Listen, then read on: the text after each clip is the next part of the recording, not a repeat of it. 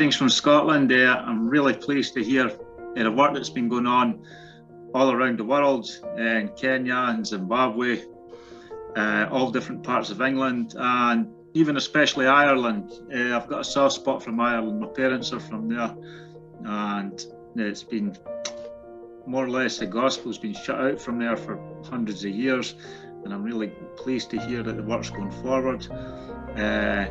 As for here in Scotland, yes, there's someone out here every week, either in Dundee or in Kilmarnock, or when there's anti-lockdown rallies or anti-vaccine stuff. We're here. We don't have any great thrilling testimonies here, but like you say, you never know.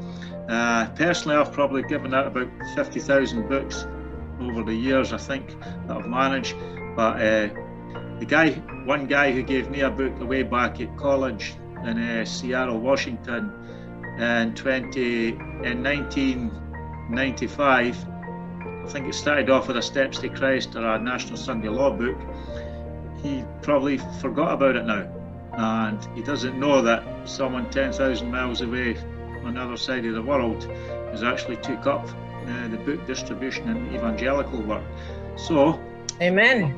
What I'm saying is, just because for you guys there that don't have a great testimony and say, well, I've been giving out books and nothing's happened, you don't know what these books are doing. As we've heard from Paul Day, from the people in Zimbabwe, and from various people in the loudcryministries, God's working behind the scenes, doing wonderful things. And the work is always steady. It's incremental. It goes forward at God's pace, as much as people in churches and groups can handle.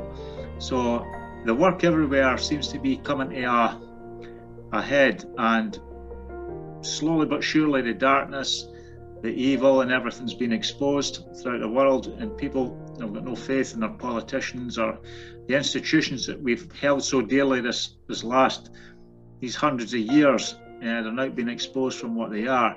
So this is our time. This is when the Adventist Church can shine, and I'm really thrilled to be part of this ministry, this God's End Time Church. And up here in Scotland, we need your prayers. We're thin on the ground, but we've got lots of materials. We're just praying for people to help us. And for us, it's also the quality of the conversations. We've more or less saturated all the anti-lockdown rallies and stuff. Practically everyone who goes there, I don't know, 2, 3, 4, 5,000 people have received our books by now. So we're meeting the same people all the time, but we're having more quality conversations. And people asking increasingly spiritual questions. Everyone knows a big event's about to happen, and I always say to them, you've got to be on the right side when this happens. And I said, yes, I know.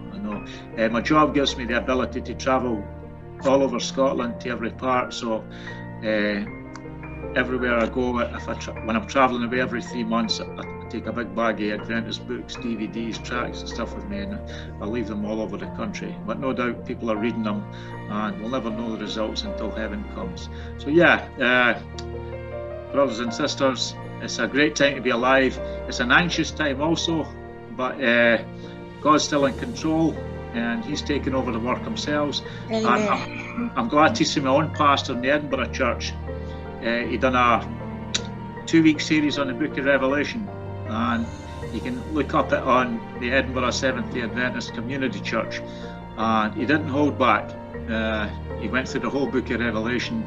He didn't hide who the rulers are in the world. He didn't hide the message in front of us, and I actually saw tears in his eyes during one night on one of his presentations. So God's moving on my pastor here in Edinburgh Church, and the Scottish Mission gave him permission to do this. So that's a wedge opening now.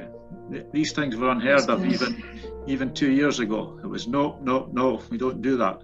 But now it's a steady realization that the great controversy is coming to a head. So slowly but surely, I believe people in the Scottish Mission are waking up also. So keep us in prayer. I keep using prayer, and let's go forward and keep doing what we're doing.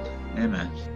When I say unto the wicked, thou shalt surely die, And thou givest him not warning, nor speakest to warn the wicked from his wicked way to save his life, the same wicked man shall die in his iniquity, but his blood will I require at thine hand.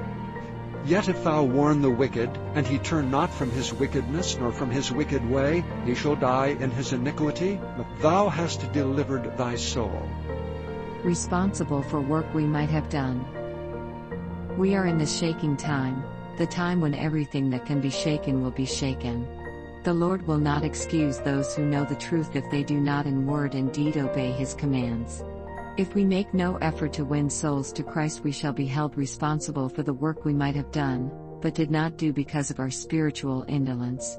Those who belong to the Lord's kingdom must work earnestly for the saving of souls. They must do their part to bind up the law and seal it among the disciples.